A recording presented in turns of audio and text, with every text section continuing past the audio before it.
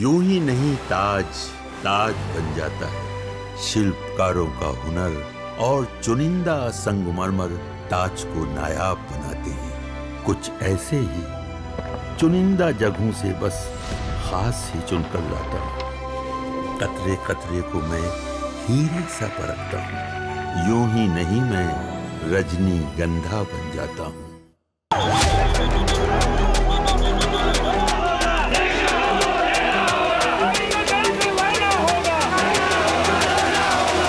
वो गांधीयन सोच का आदमी रहा है। रात में अनरेस्ट अगर होता है तो इसकी जिम्मेदार सिर्फ और सिर्फ हमारी गवर्नमेंट होगी। गवर्नमेंट नहीं चाहती है कि यहाँ पीस हो। देश की एकता और अखंडता को खराब करने में कोई भी जो इस प्रकार का कोशिश है उसको बर्दाश्त नहीं किया जा सकता। पाठशाला में अगला चैप्टर। उधर लेह हिंसा केस में सोनम वांगचुक गिरफ्तार। इधर कांग्रेस केजरीवाल ने पीएम मोदी के खिलाफ मोर्चा खोल दिया।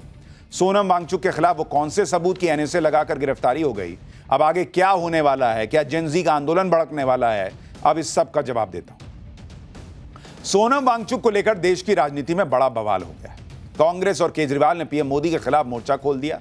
सोनम वांगचुक को लेकर हमने कल भी आपसे कहा था कि लेह हिंसा को लेकर जिस तरह के आरोप वांगचुक पर लगे हैं उनके खिलाफ एक्शन हो सकता है, और आज वो एक्शन हो गया। लेह हिंसा केस में सोशल एक्टिविस्ट सोनम वांगचुक को गिरफ्तार कर लिया गया है। हिंसा भड़काने के 48 घंटे के अंदर ही वांगचुक को न सिर्फ गिरफ्तार किया गया बल्कि उन पर एनएसए यानी नेशनल सिक्योरिटी एक्ट भी लगा दिया गया। इस एक्ट के तहत गिरफ्तार होने वाले व्यक्ति को आसानी से जमानत नहीं मिलती। सूत्रों से खबर है कि सोनम वांगचुक को लद्दाख से बाहर ले जाया जा रहा है और उन्हें राजस्थान शिफ्ट किया जा सकता है। सोनम वांगचुक की गिरफ्तारी तो अभी तय हो गई थी कि जब गृह मंत्रालय ने उनके भड़काऊ भाषणों पर सवाल उठाए थे। सोनम वांगचुक को भी पता था कि उनकी गिरफ्तारी होने वाली है, इसलिए वो कह रहे थे कि उनकी गिरफ्तारी हुई तो हालात बिगड़ जाएंगे। सोनम वांगचुक की गिरफ्तारी के बाद अब लद्दाख के हालात क्या हैं? वांगचुक की गिरफ्तारी पर क्या विपक्ष के नेता आग भड़काने में लग गए हैं? कांग्रेस से लेकर केजरीवाल तक पीएम मोदी के खिलाफ कैसे मोर्चा खोले बैठे हैं? क्या जेनजी का आंदोलन भड़काने का प्रयास शुरू हो गया है? सब दिखाऊंगा, लेकिन पहले एक झलक देखिए।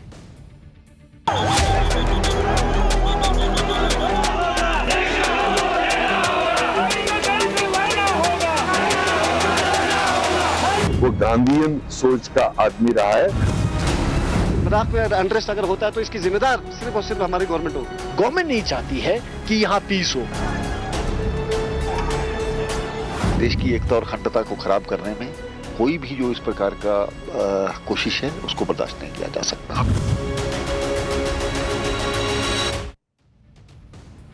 सोनम वांगचुक को आज दोपहर में करीब 2:30 बजे गिरफ्तार कर लिया गया। वांगचुक को पहले ही अपनी गिरफ्तारी का अंदेशा था, इसलिए वो गिरफ्तारी से बचने के लिए डर दिखा रहे थे कि चीजें और बिगड़ जाएंगी। सोनम वांगचुक ने कल ही कह दिया था कि वो जेल जाने के लिए तैयार हैं, लेकिन उनके जेल जाने से समस्याएं कम नहीं होंगी बल्कि समस्याएं और बढ़ जाएंगी। उन्हें लग रहा था कि कुछ ऐसा मामला बनाकर उन पर एनएसए लगा दिया जाएगा और 2 साल के लिए जेल में डाल दिया जाएगा। जब सोनम वांगचुक के नेपाल बांग्लादेश की बात करने वाले बयान वायरल हुए, सोनम वांगचुक समझ चुके थे कि उनके खिलाफ सबूतों को जुटा लिया गया है और अब उनका बचना मुश्किल है। आप सुनिए अपने पुराने बयान में सोनम वांगचुक कैसे नेपाल और बांग्लादेश की बात कर रहे थे, क्योंकि नेपाल में 8 सितंबर को ही हिंसा भड़की थी। इसलिए माना जा रहा है कि सोनम वांगचुक का बयान 10 सितंबर के आसपास का होगा, जब उन्होंने भूख हड़ताल शुरू की थी। इसी बयान को लेकर सवाल उठ रहा है कि आप खुद बैठे हुए हैं अनशन पर, खुद कर रहे हैं भूख हड़ताल और दूसरे को बांग्लादेश और नेपाल जैसी हरकतें करने के लिए समझा रहे हैं। सोनम वांगचुक की गिरफ्तारी करके सरकार ने बड़ा चैलेंज उठा लिया है, क्योंकि लद्दाख में वांगचुक का बहुत नाम है। वो युवाओं में लोकप्रिय हैं, लंबे वक्त से लद्दाख को पूर्ण राज्य का दर्जा दिलाने वाले प्रदर्शन के पोस्टर बॉय रहे। इसलिए वांगचुक पर तुरंत एक्शन लेना आसान काम नहीं था। एक तरफ गिरफ्तारी का चैलेंज था, दूसरी तरफ फिर से माहौल बिगड़ने की आशंका भी। अक्सर सरकारें इस तरह के सिचुएशन में एक्शन को टालने की कोशिश करती हैं कि जब हालात कुछ सामान्य होंगे तब देखा जाएगा। लेकिन मोदी सरकार ने सख्त मैसेज दिया कि लॉ एंड ऑर्डर किसी की लोकप्रियता या उसका असर देखकर काम नहीं करती। और सिर्फ सोनम वांगचुक ही नहीं बल्कि हिंसा में शामिल बाकी लोगों की भी तलाश तेज कर दी गई है। सीसीटीवी फुटेज से पहचान करके एक एक व्यक्ति को पकड़ा जा रहा है। मैसेज साफ है कि हिंसा करने वाले और उसे भड़काने वाला कोई भी हो, नहीं बचेगा बॉस। सोनम वांगचुक को शुक्रवार को गिरफ्तार किया गया है। अगर अब कोई भी कानूनी कार्रवाई होगी तो वो सोमवार को ही होगी। 2 दिन कोर्ट बंद रहता है। अगले कुछ दिनों में लेह को शांत रखने का भी चैलेंज नरेंद्र मोदी सरकार के सामने है, क्योंकि विपक्ष तो सीधे सीधे आंदोलन की धमकी दे रहा है। वांगचुक के समर्थन में आम आदमी पार्टी सड़क पर उतर गई है। जंतर मंतर पर प्रदर्शन हुआ है। आम आदमी पार्टी के नेताओं ने वांगचुक के पोस्टर हाथ में पकड़े हुए थे जिन पर लिखा था सारा देश वांगचुक के साथ है। यानी आम आदमी पार्टी इस मुद्दे पर इस मुद्दे को बड़े आंदोलन में बदलने में लगी हुई है। केजरीवाल भी कह रहे हैं कि आज हमारे देश में तानाशाही चरम पर है। तानाशाही और अहंकार करने वालों का अंत बुरा होता है। सोनम वांगचुक की गिरफ्तारी तो तय थी, इसलिए कल ही विपक्ष ये माहौल बनाने में जुट गया कि सोनम वांगचुक की गिरफ्तारी होगी तो बड़ा आंदोलन करना चाहिए। लेकिन सरकार सोनम वांगचुक के साथ ठीक नहीं कर रही है। ये जो विपक्ष आरोप लगा रहा है, विपक्ष कह रहा है कि उन्हें प्रताड़ित किया जा रहा है, इसकी सच्चाई क्या है यह भी जाननी चाहिए। गिरफ्तारी से पहले भी विपक्ष का माहौल वांगचुक को सलाखों से बचा नहीं पाया। वांगचुक की गिरफ्तारी पर कांग्रेस ने कहा है कि वो एनएसए के तहत वांगचुक की गिरफ्तारी का विरोध करते हैं। यह लॉ एंड ऑर्डर पर बीजेपी की नाकामी से ध्यान भटकाने के लिए किया गया है। मोदी सरकार वांगचुक को गिरफ्तार कर इस मुद्दे को दबा नहीं सकती। सरकार को लद्दाख के लोगों के साथ गंभीर तौर पर बातचीत करनी चाहिए। कांग्रेस नेता राशिद अलवी तो यहां तक कह रहे हैं कि यह चिंगारी कहीं आग ना बन जाए। सुनिए एक बार। लद्दाख के अंदर जो कुछ हुआ है उसके लिए भारत सरकार जिम्मेदार है। किसान 2 साल तक सड़कों पर बैठा रहा और भारत सरकार ने अपने कानून पर पर्दे डाल दिए थे। यही काम लद्दाख के अंदर हो रहा है। मैं बड़े अदब से प्रधानमंत्री से कहना चाहता हूं, ये चिंगारी है, इसको बुझा दीजिए इससे पहले कि वो आग बन जाए।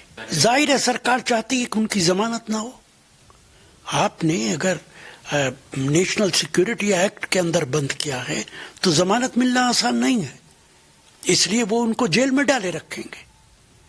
आप क्यों नहीं वहां पे स्टेटहुड दे देते, ये सारा मूवमेंट ही खत्म हो जाएगा। मेरे हिसाब से वो भी अनवांटेड है। वो मतलब स्टेप उठाने की जरूरत नहीं थी कि वो मोस्ट रेस्पेक्टेबल आदमी है, वो गांधीयन सोच का आदमी रहा है। कांग्रेस आज लद्दाख पर नरेंद्र मोदी को कोस रही है, तानाशाही का आरोप लगा रही है। लेकिन यह भी देखना चाहिए कि पीएम मोदी ने लद्दाख के लिए क्या क्या किया है। 1948 से लद्दाख को जम्मू कश्मीर से अलग करने की मांग हो रही थी। नरेंद्र मोदी ने सत्ता संभालने के 5 साल के अंदर साल 2019 में यह काम कर दिया। दशकों से लद्दाख में ट्राइबल रिजर्वेशन बढ़ाने की मांग हो रही है। पीएम मोदी ने लद्दाख में ट्राइबल रिजर्वेशन को 45% से बढ़ाकर 85% कर दिया, जिसके तहत 1800 नौकरियां भी दी गई। लोकल काउंसिल में महिलाओं को 1/3 रिजर्वेशन दिया गया। लोकल लैंग्वेज भोटी और पुर्गी को ऑफिशियल लैंग्वेज का दर्जा दिया गया। लद्दाख बॉर्डर का इलाका है, भौगोलिक परिस्थिति भी कठिन है।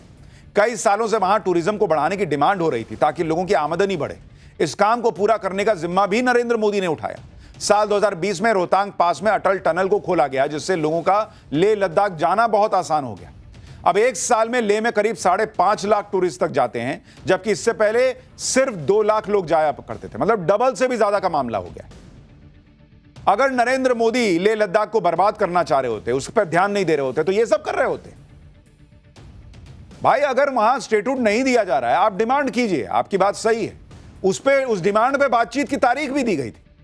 लेकिन आप हिंसा करके सोचेंगे स्टेटहुड ले लेंगे, ये कैसे बर्दाश्त होगा बॉस? हर चीज का एक संवैधानिक तरीका है ना। और एक आदमी दिख रहा है कि भाई वो उस जगह के लिए काम करने को तैयार है, कर रहा है, तब भी आप जो है वो आग लगाएंगे तो फिर सवाल तो उठेंगे। एकदम से विपक्ष का यह आरोप लगा देना कि मोदी सरकार ने तो लद्दाख पे ध्यान ही नहीं दिया, यह सही नहीं है बॉस। लद्दाख को लेकर एक चैलेंज मोदी सरकार के सामने यह भी है कि कहीं वांगचुक की गिरफ्तारी मौजूदा बातचीत को पटरी से न उतार दे। ऐसा ना हो, इसके लिए अमित शाह ने पहले ही होमवर्क कर लिया है। लेह में हालात को बेहतर करने के लिए गृह मंत्रालय ने अपनी एक खास टीम भेजी है, ताकि हिंसा की वजह से अब तक बातचीत से जो हासिल किया गया है वो बर्बाद ना हो जाए, हिंसा की वजह से बातचीत ना रुकने पाए। गृह मंत्रालय की टीम लेह में सुरक्षा हालात का जायजा ले रही है। इस टीम ने लैब यानी लेह एपेक्स बॉडी, KDA यानी करगिल डेमोक्रेटिक अलायंस के सदस्यों से भी मुलाकात की। लद्दाख को पूर्ण राज्य का दर्जा दिलाने की मांग को लेकर लैब और KDA लंबे वक्त से प्रदर्शन कर रहे हैं। राहत वाली खबर यह है कि हिंसा की वजह से बातचीत में रुकावट नहीं आने दी गई। इस बैठक में यह तय हुआ कि गृह मंत्रालय के साथ अगली बैठक दिल्ली में 27 या 28 सितंबर को हो सकती है। उस मीटिंग में LAB और KDA के सदस्य शामिल होंगे। लद्दाख के सांसद मोहम्मद हनीफ भी बैठक में शामिल होंगे। यानी जो लोग ये कह रहे थे कि अगर सोनम वांगचुक गिरफ्तार हो गए तो एकदम से लेह जल पड़ेगा, ऐसा अभी तक तो कुछ नहीं हुआ। गृह मंत्रालय ने पहले सभी पक्षों से मुलाकात कर ली, अगली मीटिंग की जमीन तैयार हो गई। उसके बाद सोनम वांगचुक की गिरफ्तारी की खबर आई। क्योंकि सोनम वांगचुक ले एपेक्स बॉडी से जुड़े हुए हैं, इसलिए एलएबी के लोग ये चेतावनी दे रहे हैं कि वांगचुक को रिहा किया जाए, नहीं तो उन्हें सरकार की नीयत पर शक होगा। नीयत पे शक हो रहा है, लेकिन शक क्यों हो रहा है?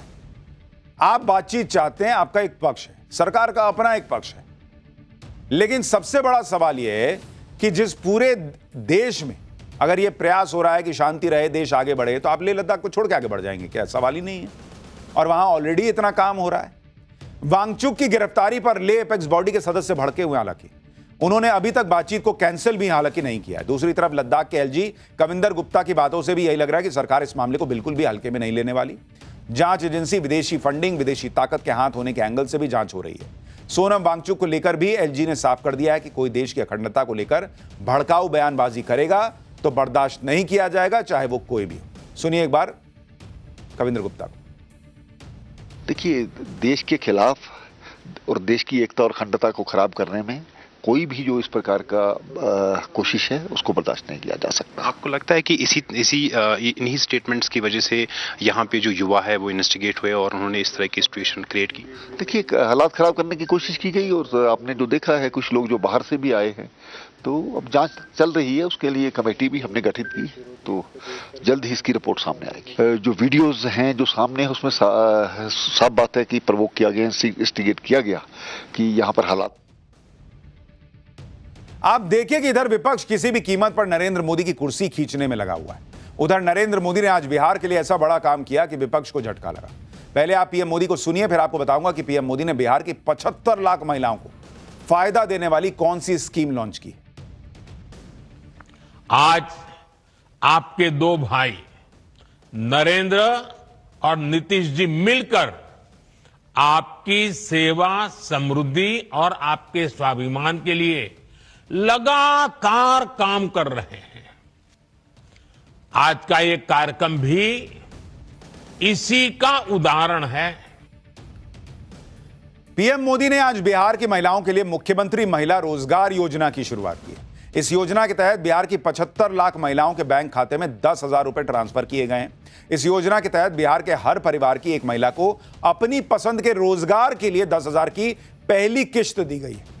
काम शुरू करने के 6 महीने बाद मूल्यांकन के आधार पर उन्हें अधिकतम 2 लाख रुपए तक की अतिरिक्त सहायता भी मिल सकती है।